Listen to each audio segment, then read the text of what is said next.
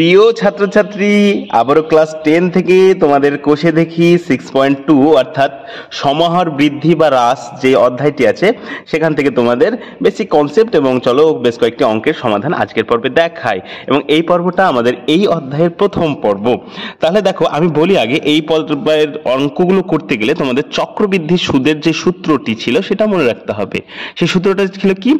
P into কি ছিল সূত্রটা ছিল P into 1 plus R by 100 to the power N, এরকম একটা সূত্র ছিল, তাই না? এবার পি মানে হচ্ছে আসল, মানে সেই সময় কত জন বা কত টাকা আছে সেটা, আর ওয়ানের জায়গায় ওয়ান। আর মানে হচ্ছে হার, কত পার্সেন্ট বাড়ছে বা কমছে, রেট যেটা, সেটা হচ্ছে আর। আর এন মানে সময়, এই হচ্ছে ব্যাপার। এবার এখানে তোমরা অঙ্ক করার সময় একটা বিষয় মনে রাখবে, যদি বলে বাড়ছে, যদি বলে আনুপাতিক হারে বাড়ছে বা পার্সেন্টেজ হারে বাড়ছে, তাহলে এখানে প্লাস করবে, আর যদি বলে কমছে তাহলে এই জায়গাটায় করবে মাইনাস। এই হচ্ছে ব্যাপার। চলো তাহলে তোমাদের প্রথম অঙ্কটা এবার সমাধান করে দেখাই, একের অঙ্কটা। তাহলে একের অঙ্কটা কি বলেছে দেখো, বলছে পহলমপুর গ্রামে বর্তমান লোকসংখ্যা কত? বলছে প্রথমে 10,000। কত হাজার? 10,000। ওই গ্রামে প্রতি বছর জনসংখ্যা বৃদ্ধির হার 3%, মানে 3% করে বাড়ছে। তাহলে 2 বছর পরে ওই গ্রামের জনসংখ্যা কত হবে তা নির্ণয় করি। তাহলে ধরে নি আগে কি কি দেয়া আছে, ধরি কি ধরবো বলো? ধরি পি মানে কি বলো? জনসংখ্যা। পি মানে হচ্ছে কি? বর্তমান জনসংখ্যা, বর্তমান জনসংখ্যা। তাহলে পি সমান সমান বর্তমান জনসংখ্যা কত বলো? 10,000 জন। কত? 10,000 জন হলো। আর কি আছে দেখো, আর আর মানে বৃদ্ধির সংখ্যা বা হার।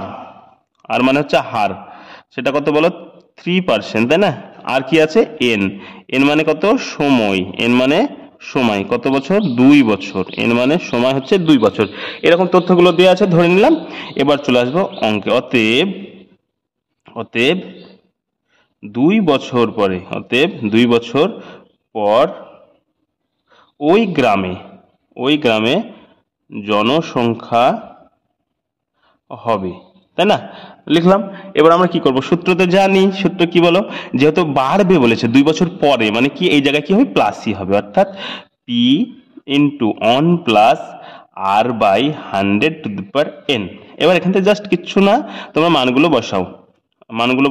তাহলে পি মানে কত বলো? 10,000। পি মানে কত? 10,000। 10,000 বসিয়ে দিলাম। আর কি বলো? 1, আর 1 প্লাস আর মানে কত বলো? আর মানে বলেছে 3, নিচে কত? 100, আর এন মানে হচ্ছে 2, হয়ে গেল। এখান থেকে কত? 10,000 হয়ে গেল। এখানে আবার কি 1 প্লাস 3/100 আছে, তাহলে যদি এখানে এলসিএম করি তাহলে কত আসবে? 100 আসবে। আর উপরে কত হবে? 100 কে 100 প্লাস 3, 103 তার স্কয়ার। তাহলে এইটার স্কয়ার মানে কত? এই সংখ্যা যে আছে সেটা দুবার লিখতে হবে। তাহলে লিখছি দেখো, 10,000 লিখলাম। 10,000 লিখার পরে গুণ চিহ্ন দিব, তারপর এই সংখ্যাটা যত স্কয়ার থাকবে, যদি এখানে 3 থাকতো 3 বার লিখতাম, 4 থাকলে 4 বার লিখতাম, 2 আছে তাই দুবার, একবার দুবার হয়ে গেল। এবার কাটাকাটি করব। দেখো এখানে ওপরে কি কি আছে দেখো, এই সংখ্যাটা এটা, আর নিচে কি আছে? 100 আর 100। তাহলে দেখো দুটো শূন্য কাটলো, দুটো শূন্য কেটে গেল। তাহলে দেখো এখানে টোটাল শূন্যগুলো কেটে গেল। তাহলে কত পড়ে থাকলো এখানে? 103 ইন্টু 103। তাহলে দেখো এবার 103 গুণ করি। 103 গুণ করলাম। তাহলে দেখো 3 3 9, 0 3 হয়ে গেল। 0 0 0 গুণ 3 0 1। তাহলে আমি যদি যোগ করি তাহলে কত আসছে? 9 0 6 0 1। কত এলো? 10,609। তাহলে বলো তো 2 বছর পরে ওই গ্রামের জনসংখ্যা কতজন হবে? 10,609। চলো এবার পরের অঙ্কটা সমাধান দেখাই। কি আছে দেখো, বলছে কোন একটি রাজ্যে প্রতি বছর জনসংখ্যা বৃদ্ধির হার 2%। একই জিনিস। তাহলে বর্তমান জনসংখ্যা কত? 8 কোটি জনসংখ্যা গো। তাহলে বলছে 3 বছর পরে ওই জনসংখ্যার কত হবে? 3 বছর পরে জনসংখ্যা কত হবে, তাই না? সেটা বের করতে হবে। একই জিনিস আগে ধরে নেবো। কি ধরে নেবো? দুইটা ধরি। এখানে আর লিখছি না, হ্যাঁ, সরাসরি লিখছি। পি সমান সমান কত? 8 কোটি, তাই না? কটা শূন্য দেখো? 1 2 3 4 5 6 7টা, 5টা 6টা 7টা হয়ে গেল জন, তাই না? আর বলো আর সমান সমান কত? আর সমান সমান বলেছে 2%, আর সময় মানে এন সমান সমান কত বলেছে দেখো? 3 বছর। তাহলে আমি কি বলবো? অতএব ওই রাজ্যে, কি লিখবো? ওই রাজ্যে 3 বছর পরে জনসংখ্যা হবে কত হবে?